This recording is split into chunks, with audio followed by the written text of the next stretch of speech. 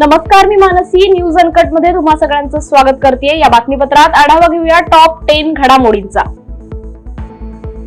आज मुंबईतील आझाद मैदानावर महायुती सरकारचा शपथविधी होणार आहे. या शपथविधीसाठी पंतप्रधान नरेंद्र मोदी, केंद्रीय गृहमंत्री अमित शहा यांच्यासह केंद्रातील अनेक मंत्री उपस्थित राहणार आहेत. तब्बल 22 राज्यातील मुख्यमंत्री या शपथविधी सोहळ्यासाठी हजेरी लावणार आहेत. विशेष म्हणजे या शपथविधी सोहळ्यासाठी लाडक्या बहिणींना विशेष निमंत्रण देण्यात आलंय. या शपथविधी सोहळ्यासाठी तब्बल 40,000 लोकांची उपस्थिती राहणार आहे.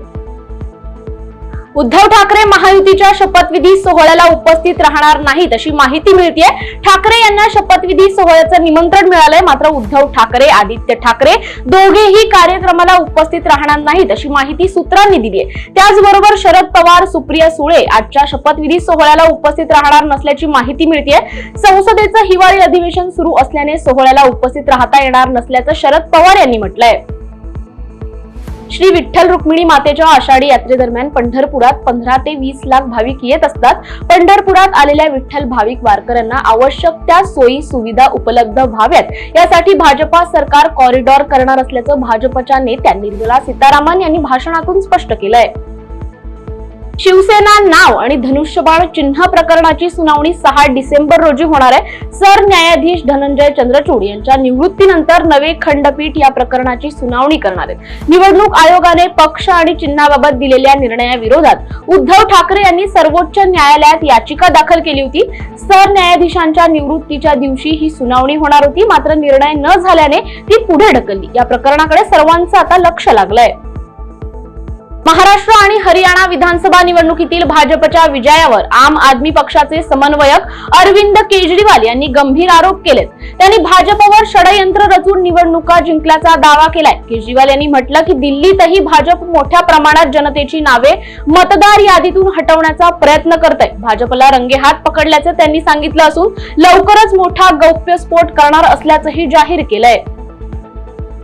मराठा आंदोलक मनोज जरांगे पाटील यांनी देवेंद्र फडणवीस यांना मुख्यमंत्री पदासाठी शुभेच्छा दिल्यात. मात्र मराठा समाजाला आरक्षण मिळाल्याशिवाय आंदोलन थांबणार नाही असं स्पष्ट करत त्यांनी सरकारला सामूहिक आमरण उपोषणाचा इशारा दिलाय. मराठे शांत राहतात पण रस्त्यावर उतरल्यावर कोणालाही घाबरत नाहीत असा संदेशही पाटील यांनी दिलाय. संपत्ती आणि समृद्धीसाठी आवश्यक अशा महत्त्वाच्या गोष्टींची जाणीव करून देण्याचे काम वननेस मुव्हमेंटच्या वतीने करण्यात येते.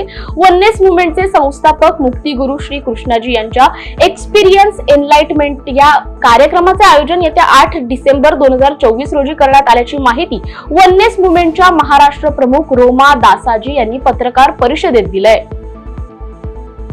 पूर्वोत्तर भारतातील आसाममध्ये गोमांसावर बंदी घालण्यात आली आहे. आसाम मंत्रिमंडळाने राज्यातील सर्व हॉटेल, रेस्टॉरंट आणि सार्वजनिक ठिकाणी गोमांसावर बंदी घालण्याचा निर्णय घेतल्याचं मुख्यमंत्री हिमंता बिस्वा शर्मा यांनी पत्रकार परिषदेत जाहीर केलंय.